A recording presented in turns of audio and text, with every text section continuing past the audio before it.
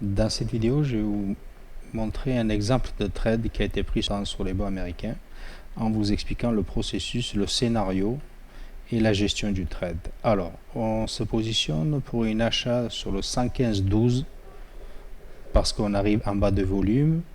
On a au niveau des bids sur le 115-11 et 115-10 deux gros volumes qui s'est positionné.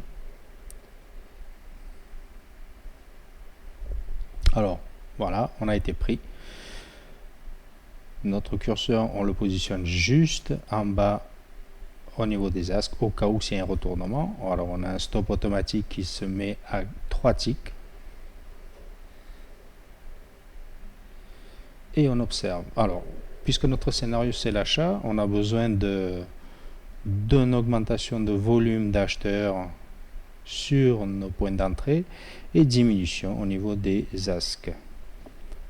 Alors l'objectif c'est de dépasser le POC, aller chercher le 14 ou le 15 au meilleur des cas, ou alors sortir rapidement s'il y a un retournement de position. Alors l'avantage de trader au carnet d'ordre et surtout sur les carnets lourds, c'est que on a le temps de voir arriver les choses, c'est-à-dire les intervenants. Du coup, là, les asks, ils veulent bloquer le marché parce que leur objectif, c'est de pousser le marché plus bas. Alors, les asks, c'est des vendeurs, c'est ce qu'il y a dans la colonne rouge. Et les bids, c'est des acheteurs, c'est ce qu'il y a dans la colonne bleue. Et au milieu, c'est l'inside print, c'est ce qu'on appelle l'inside print, c'est les contrats exécutés à temps réel. Alors, on observe bien, on a un gros ask qui essaie de maintenir le marché sur le 115-13. Pour le moment, notre scénario il tient la route puisqu'on a un gros ordre sur le 115-11 qui nous bloque le marché. Par rapport le reste des volumes, on voit bien que le 1150 dépasse il dépasse du lot puisqu'il y a beaucoup plus sur ce niveau-là que sur les autres niveaux de prix. Voilà, notre prix il augmente, il monte. On est passé sur le 115-13. La souris toujours sur la case vide au cas où c'est un retournement. On met une ordre de sortie sur le 115-15, 4 lots pour gagner de la place dans la file d'attente. Et on essaie de gérer notre trade. Ok, on arrive sur le 115-14.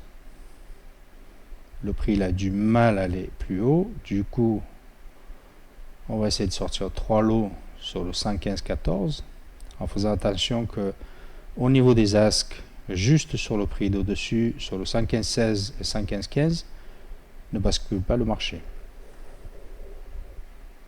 Voilà, il nous reste 3 lots en position, on a sorti un lot. On va essayer de sortir, on va essayer de se débarrasser des positions sur le 115-14. En tant que scalper sur le carnet lourd, on a besoin d'observation et de prise de décision assez rapide. L'avantage, c'est que on peut limiter les risques au cas où si le marché se retourne, on peut sortir rapidement du trade. À savoir que l'analyse sur l'entrée sur le 115-11 à l'achat a été faite par rapport aux zones sur le market profile. Ok. On observe toujours au niveau des bids et des asks. Il y a une bataille qui se fait sur le POC, normal. Le POC étant le point là où il y a le plus d'échanges au niveau du volume.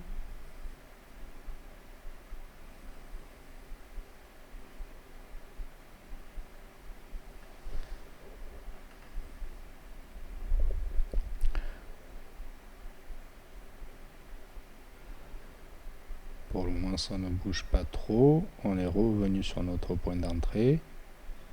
Mais tant que les gros bids, c'est-à-dire les gros acheteurs, les gros intentions de contrat achat sur le 115-11 sont toujours là, c'est-à-dire les 1000 contrats, notre scénario tient toujours. Dès que lui se retire, on sort rapidement de notre trade. Je répète encore, l'avantage des carnets lourds, c'est ça, c'est que on voit les intervenants à temps réel rapidement. Là, on ne traite pas sur les bougies, mais on traite sur les contrats posés et exécutés à l'instant T. Et ce qu'on voit, nous, tous les traders qui sont sur les marchés centralisés, sur les marchés futurs, voient la même chose. Du coup, il n'y a pas de manipulation de marché par les brokers. Alors, on revient sur notre trade. On est toujours en position. Nous, ce qu'il nous faut maintenant, c'est que les gros asques qui se positionnent sur le 14 et 15 dégagent rapidement pour que notre scénario se réalise, c'est-à-dire nous on est rentré à l'achat pour que les bids, c'est-à-dire les acheteurs, poussent le marché plus haut pour qu'on puisse sortir de notre trade. Alors on est toujours en position, on est 3 lots, toujours en 3 lots. On trade sur le ZB où le tick il est à 31 $. Si vous rentrez à 3-4 lots, attention au retournement parce que ça ne pardonne pas.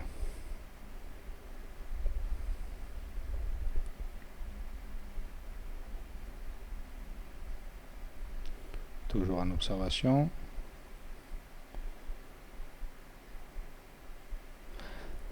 Alors, à savoir qu'à chaque fois, là on vient de clear l'inside print pour voir exactement ce qui se passe.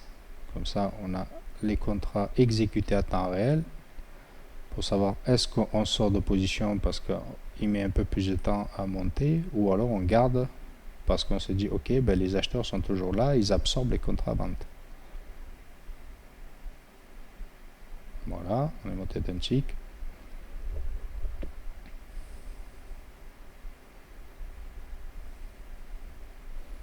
On a toujours, vous voyez, sur le 5-15-12, on a toujours les 1000 contrats qui sont là. Tant que eux ils sont là, ben le marché il est bloqué par les acheteurs.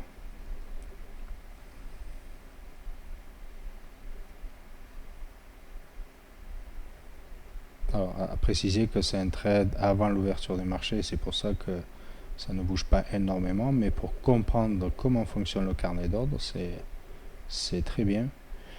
Par rapport au volume, par rapport au POC, par rapport à la value area, voilà, hop, le prix est passé sur 115,14.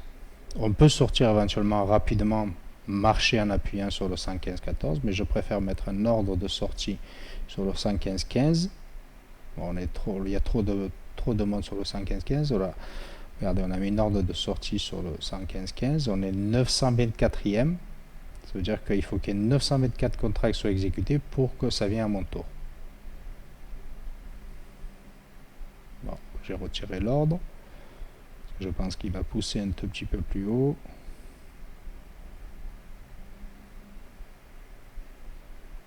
Par rapport à ce qui se passe dans l'inside print, on a beaucoup plus de bleu que de rouge. Alors le scénario, c'est une sortie éventuellement sur le 115,15. Après, quand on rentre dans le trade, on ne sait pas où on va sortir. C'est le carnet d'ordre qui vous donne la sortie par rapport aux batailles des contrats acheteurs-vendeurs. Tout ce qu'on sait, c'est que quand on rentre en position, on a notre point d'invalidation à 2 ticks ou à 3 ticks, mais le TP se fait dans le carnet, c'est-à-dire par rapport aux exécutants, c'est-à-dire des acheteurs et vendeurs. Voilà, on voit bien qu'il y a un deuxième gros ordre qui est apparu en bid pour pousser le marché un peu plus haut. Voilà, on va aller chercher le 115,15, on est 624e, 141e, plus ça diminue, plus ça veut dire que ça travaille sur notre prix, et voilà. Voilà un trade qui a duré 8 minutes à 450 $. Si la vidéo vous a plu, n'hésitez pas à liker pour les prochaines vidéos. Ou alors si le scalping au carnet d'ordre vous intéresse sur les bons américains, n'hésitez pas à m'envoyer un message privé. Ou alors sur mon site AK Trading Future. Merci à tous.